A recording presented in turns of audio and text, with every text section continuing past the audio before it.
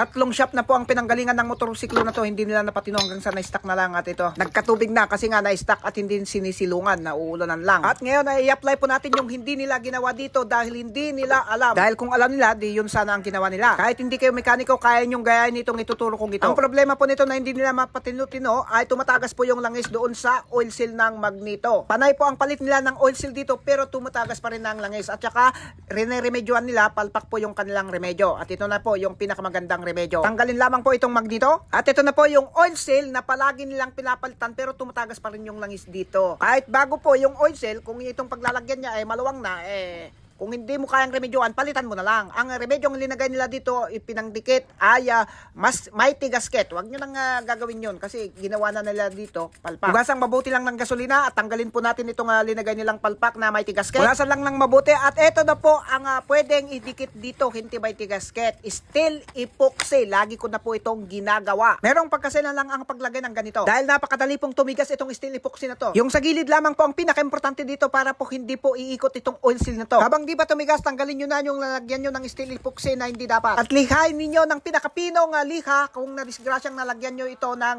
steel epoxy. Lagyan nyo lang ng pampadulas kung ibalik nyo ito. Kung merong pyesa na nasira sa inyong motorsiklo, mas magandang palitan nyo na lang dahil hindi po lahat ng mekaniko ay magaling pong magremedyo. Maraming magagaling na mekaniko pag hindi remedyo.